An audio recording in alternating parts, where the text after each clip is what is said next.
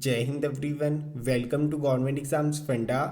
आज हम CDS 1 2022 के लिए कुछ इंपॉर्टेंट लास्ट मिनट टिप्स के ऊपर डिस्कशन करने वाले हैं। सबसे पहले तो मुझे बताइए आप कैसा फील कर रहे हैं। आप अपने एग्जाम सेंटर के ऊपर पहुंच चुके हैं या फिर ट्रैवल कर रहे हैं, रास्ते में हैं, शाम को पहुंच जाएंगे या फिर कल सुबह पहुंचेंगे। नीचे कमेंट बॉक्स में ज़रूर बताना आप कैसा फील कर रहे हैं। ये भी बताना आपके दिमाग के अंदर कुछ भी चल रहा है, कोई भी नर्वसनेस है, कोई भी टेंशन है, उसे नीचे कमेंट बॉक्स में डंप कर दीजिए। यहाँ पर डंप करके एग्जाम देने चले जाइए, क्योंकि जब आप शांति से एग्जाम देंगे ना तो आपके 4-5 मार्क्स तो वैसे ही बढ़ जाएंगे। अभी हम यहाँ पर कुछ इंपॉर्टेंट प्रैक्टिकल टिप्स के ऊपर चर्चा भी करेंगे, लेकिन उससे पहले अगर कोई भी बच्चा करंट अफेयर्स के फ्री मॉक टेस्ट देना चाहता है जाने से पहले, क्योंकि बहुत सारे बच्चों के मैसेजेस आ रहे थे, वो करंट अफेयर्स को रिवाइज कर रहे हैं, और अगर आपने अभी तक करंट अफेयर्स के फ्री मॉक टेस्ट सॉल्व नहीं किए हैं तो आप कर सकते हैं। हमारी एप्लीकेशन के ऊपर अवेलेबल हैं। 15 भी नहीं, अभी 21 फ्री मॉक टेस्ट वहां पर आपको मिल जाएंगे। एप्लीकेशन का लिंक आपको डिस्क्रिप्शन में मिल जाएगा, या फिर आप गूगल प्ले स्टोर से भी एप्लीकेशन को डाउनलोड कर सकते हैं। जब आप एप्लीकेशन को डाउनलोड कर लेंगे तो होम पेज के ऊपर टॉप लेफ्ट कॉर्नर पर ऑप्शन देखने को मिलेगी, वहां पर टैप करना। यहां पर इसके बाद में आपको फ्री टेस्ट की ऑप्शन मिलेगी, इसके अंदर 21 फ्री करंट अफेयर्स के मॉक टेस्ट आपको मिल जाएंगे। अभी हम सबसे पहले एग्जाम की बात कर लेते हैं। देखिए, जो आपका एग्जाम है कितना ज़्यादा महत्वपूर्ण है आपके लिए, शायद ये बताने की आवश्यकता नहीं होनी चाहिए। बहुत सारे बच्चे इस वक्त नर्वस भी फील कर रहे होंगे, बहुत सारे बच्चों को एंग्जाइटी भी हो जाती है। लेकिन एक चीज़ ध्यान में रखना, एंग्जाइटी के ना सिर्फ 2 ही कारण होते हैं। पहला कि हम फ्यूचर के बारे में बहुत ज़्यादा सोचते हैं, या फिर जो पास्ट के अंदर चीज़ें हो चुकी हैं उनके लिए रिग्रेट रहता है हमारे मन के अंदर। तो फिलहाल ना ही फ्यूचर के बारे में सोचना है कि एग्ज़ाम कैसा आएगा कैसा नहीं आएगा, एग्ज़ाम का रिजल्ट क्या होगा, अच्छा होगा बुरा होगा, ये सारी चीज़ें सोचने का वक्त अभी नहीं है। और ना ही पास्ट की चीज़ों के बारे में सोचना है कि मैंने कितना पढ़ा है, कम पढ़ा है, ज़्यादा पढ़ा है, अगर मैं ये भी कर लेता तो क्या होता। ये सारी चीज़ें अभी सोचने का वक्त नहीं है। ना ही आपका ध्यान पास्ट की तरफ होना चाहिए और ना ही फ्यूचर की तरफ होना चाहिए। आपका फोकस होना चाहिए एग्जाम की तरफ, कि एग्जाम के अंदर कितने क्वेश्चंस आएंगे, आपको कैसे शांति से उन्हें सॉल्व करना है।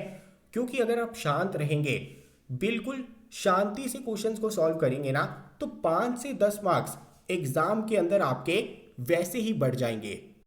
अगर आप थोड़े बहुत नर्वस भी है ना तो चलता है, क्योंकि जब आपने इतनी प्रेपरेशन कर रखी होती है, दिन रात की मेहनत होती है, तो थोड़ा बहुत नर्वस इंसान हो जाता है। लेकिन अगर आप बिल्कुल भी नर्वस नहीं है, आप बिल्कुल भी टेंशन में नहीं है, तो मेक श्योर कि आप ओवर कॉन्फिडेंट ना हो जाए। ओवर कॉन्फिडेंस होने की वजह से भी बहुत सारे पेपर खराब हो जाते हैं।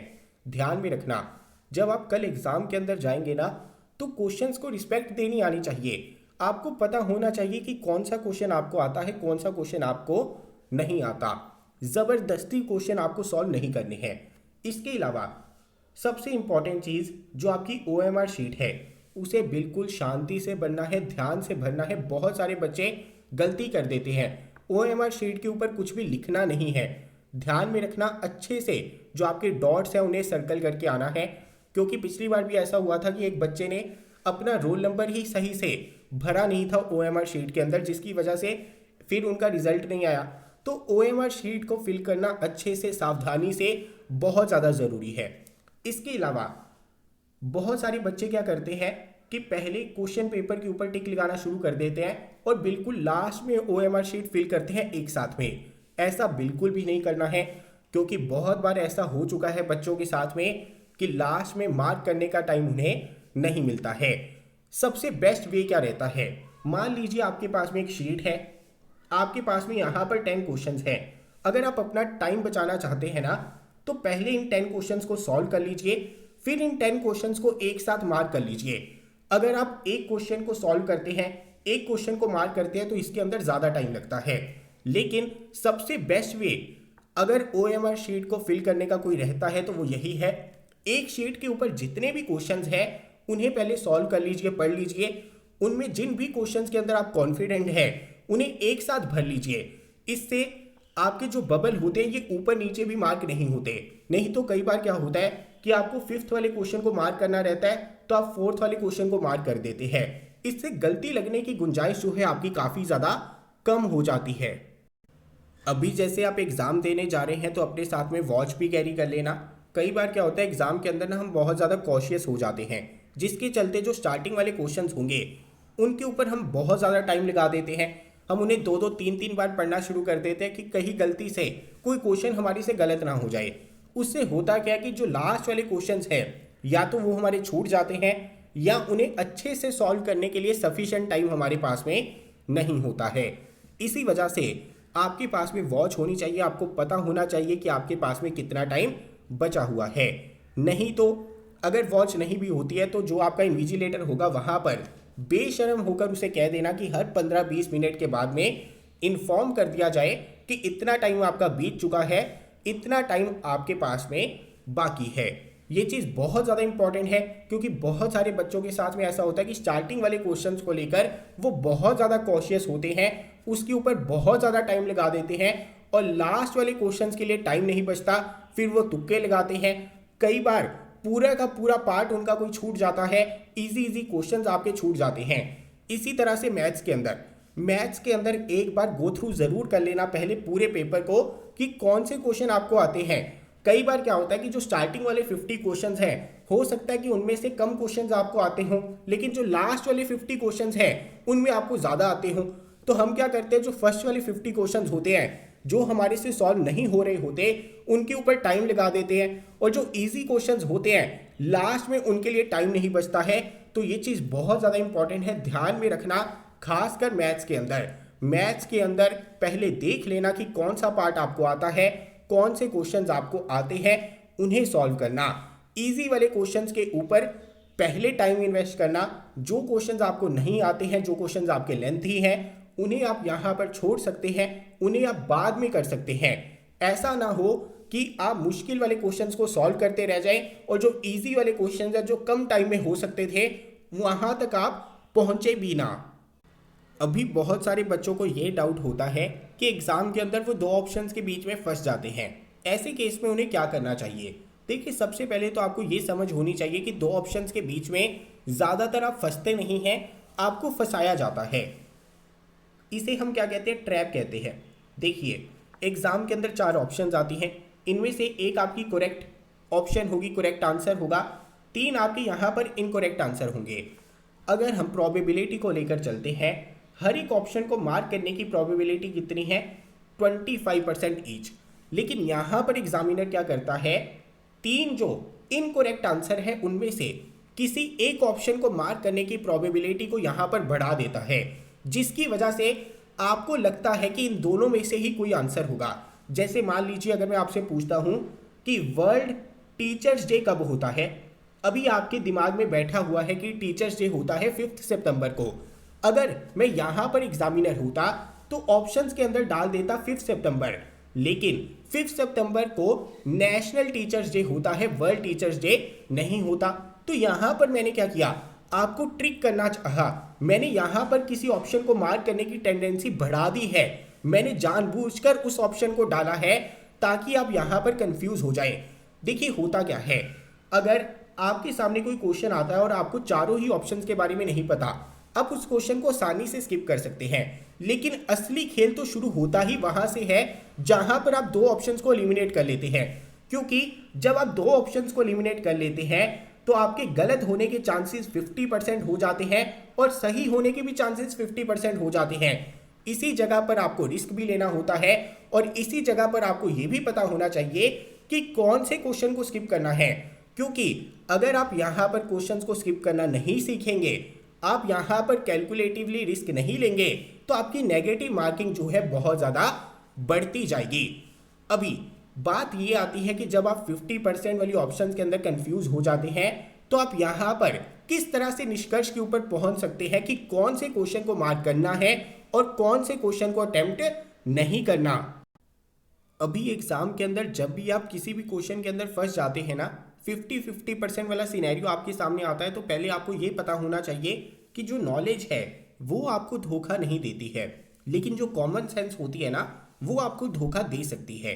देखिए, एग्जाम के अंदर 60 से 70% क्वेश्चंस आपको ऐसे देखने को मिलेंगे जो सिर्फ नॉलेज के आधार पर हो सकते हैं। 30 से 40% क्वेश्चंस आपको ऐसे देखने को मिल सकते हैं जहां पर कॉमन सेंस का यूज आपका हो जाएगा। अभी होता क्या है, मान लीजिए आपने दो ऑप्शंस को एलिमिनेट कर लिया और आपके पास में दो ऑप्शंस यहां पर बचते हैं।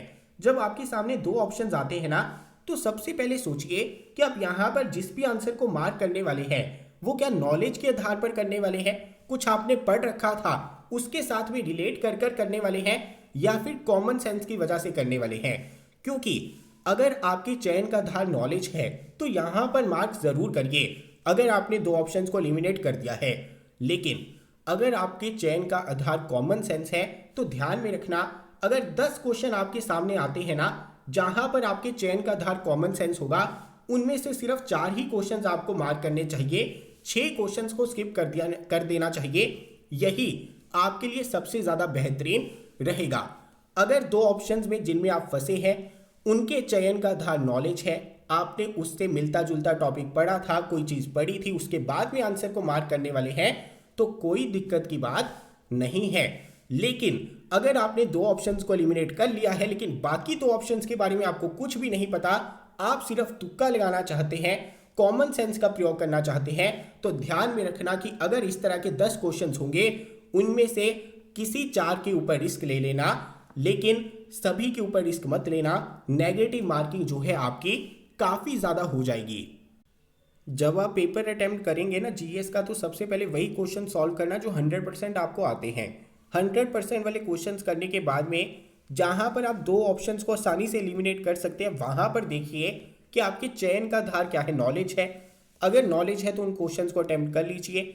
उसके बाद में जहां पर आपने दो ऑप्शंस को एलिमिनेट तो कर लिया है लेकिन बाकी दो ऑप्शंस के बारे में आपको कुछ भी नहीं पता, आप सिर्फ वहां पर कॉमन सेंस का प्रयोग करना चाहते हैं या तुक्का लगाना चाहते हैं, तो वहां पर जितने भी क्वेश्चंस होंगे सिर्फ उनके 40% क्वेश्चंस को अटेम्प्ट कर लेना, उससे ज्यादा मत करना। इससे आपकी जो नेगेटिव मार्किंग है वो कंट्रोल में रहेगी और जो आपको फायदा होने के चांसेस है वो काफी ज्यादा बढ़ जाएंगे। अभी जो आपकी नॉलेज है ये कॉमन सेंस से ज्यादा बेहतरीन रिजल्ट क्यों देती है, मान लीजिए हम अगर यहां पर बात करें ओपेक की, ओपेक के हेडक्वार्टर कहां पर है, ऑस्ट्रिया के अंदर है। अगर यहां पर स्टेटमेंट आ जाती कि ऑस्ट्रिया जो है क्या ओपेक का पार्ट है, तो कॉमन सेंस अगर आप लगाएंगे तो यही होना चाहिए कि यार ओपेक के हेडक्वार्टर अगर ऑस्ट्रिया में है तो ऑस्ट्रिया भी ओपेक का पार्ट होना चाहिए, लेकिन ऑस्ट्रिया ओपेक का पार्ट नहीं है, तो यहां पर कॉमन सेंस आपकी क्या हो जाएगी, फेल।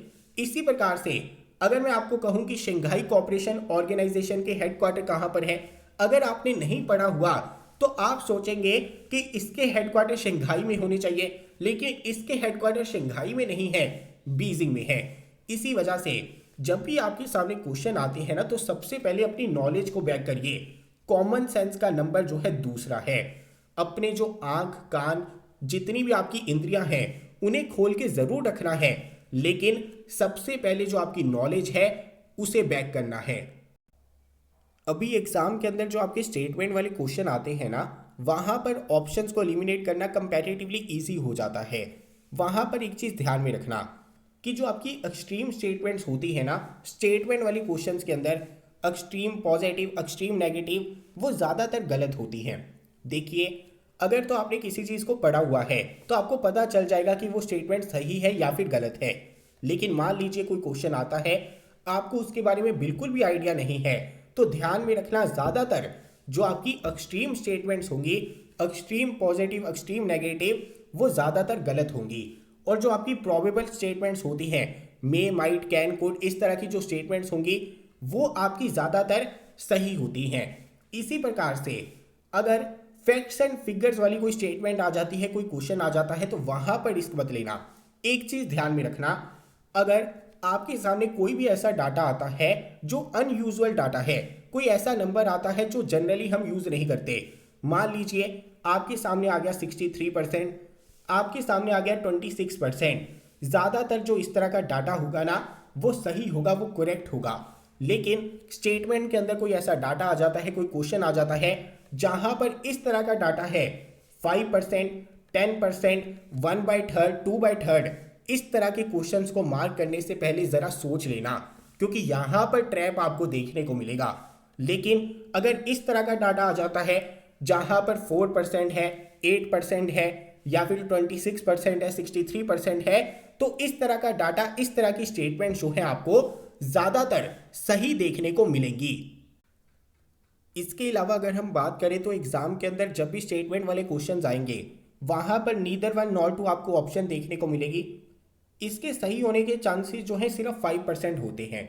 यानी कि अगर तो आप नॉलेज के आधार पर इस ऑप्शन को मार्क करते हैं तो बिल्कुल सही है, लेकिन अगर आप रिस्क लेना चाहते हैं, आप तुक्का लगाना चाहते हैं, या दो ऑप्शन के अंदर फंस चुके हैं उसके बाद में इस ऑप्शन को चूज करते हैं तो बहुत ज़्यादा गलत है, क्योंकि इसके सही होने के चांसेस सिर्फ 5% होते हैं। इसी प्रकार से अगर हम बोथ 1 और 2 की बात करें तो उसके करेक्ट होने के चांसेस जो हैं 40% तक रहते हैं। देखिए, जैसे मैंने आपको यहाँ पर बताया कि जो आपकी एक्सट्रीम स्टेटमेंट्स होती है वो ज़्यादातर गलत होती हैं। जैसे मान लीजिए एग्जाम के अंदर लिख देते हैं कि अगर जीडीपी बढ़ती रहती है तो हमेशा उससे एम्प्लॉयमेंट बढ़ती है। अगर मैंने यहाँ पर वर्ड यूज़ कर लिया हमेशा, ऑलवेज, तो ज़्यादातर आप देखेंगे जो इस तरह की स्टेटमेंट्स होंगी ना एक्सट्रीम, वो गलत होंगी। इसी प्रकार से एग्जाम के अंदर आपके पास में जो ऑप्शंस आती है उन्हें ध्यान से पढ़ लेना। कई बार क्या होता है, किसी एक स्टेटमेंट के सही होने की वजह से दूसरी स्टेटमेंट गलत हो जाती है ऑटोमेटिकली। यानी वहां पर कोई ऐसी दो स्टेटमेंट्स आपको देखने को मिलेंगी जो आपस में कॉन्ट्राडिक्ट करेंगी, उन्हें एनालाइज जरूर कर लेना, क्योंकि क्वेश्चन स्किप मत कर देना ऐसे ही।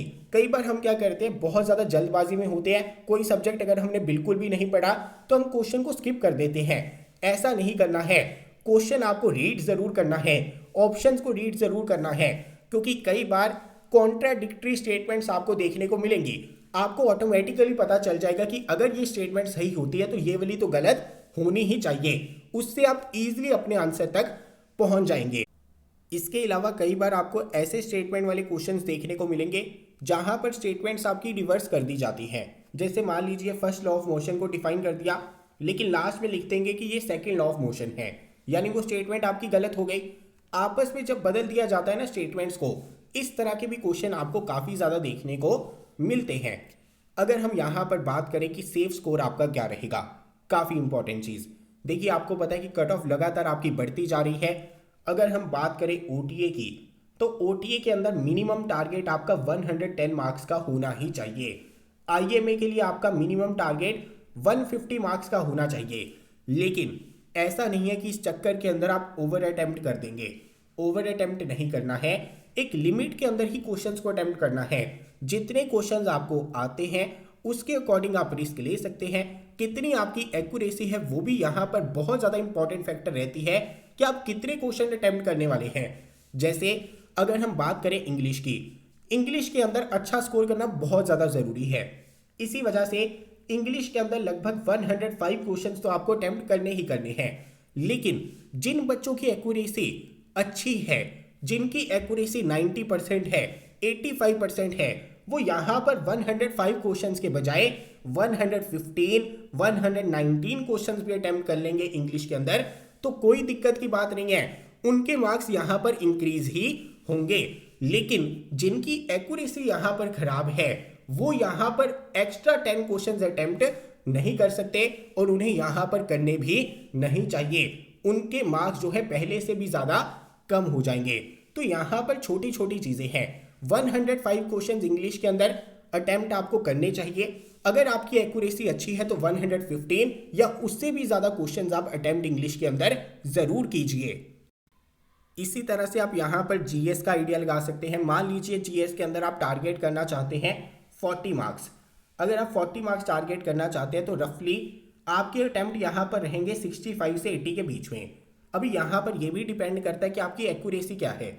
जब आपने मॉक टेस्ट दिए हैं, जब आपने क्वेश्चन सॉल्व किए थे, उसके अंदर आपकी एक्यूरेसी कितनी थी। अगर आपकी एक्यूरेसी बहुत ज़्यादा अच्छी है तो 65 क्वेश्चन अटेम्प्ट करने से भी काम आपका चल जाएगा। लेकिन कुछ बच्चे होते हैं जिनकी एक्यूरेसी उतनी अच्छी नहीं होती, तो उन्हें यहाँ पर 5 से 10 क्वेश्चन एक्स्ट्रा अटेम्प्ट करने ही पड़ते हैं। लेकिन ओवर अटेम्प्ट नहीं करना है। ओवर अटेम्प्ट का मतलब है कि मान लीजिए अगर आपको 40 क्वेश्चन आते हैं तो ऐसा नहीं करना कि 40 की बजाय आपने 100 कर दिए। ये ओवर अटेम्प्ट है, इससे कोई भी फायदा आपको एग्जाम के अंदर नहीं मिलने वाला। इसके अलावा एक और इंपॉर्टेंट चीज देखिए, ये मेरा व्हाट्सएप का नंबर है 9501617491। कल जैसे ही एग्जाम हो जाता है, आप में से जिस भी बच्चे के पास में मोबाइल अवेलेबल होगा, मेरे इस व्हाट्सएप नंबर के ऊपर क्वेश्चन पेपर शेयर कर देना। जैसे ही आपका इंग्लिश का एग्जाम हो जाएगा, क्वेश्चन पेपर पीडीएफ में कंपाइल करके भेज देना। जैसे ही आपका जीके का एग्जाम हो जाएगा, मेरे इस नंबर के ऊपर व्हाट्सएप कर देना।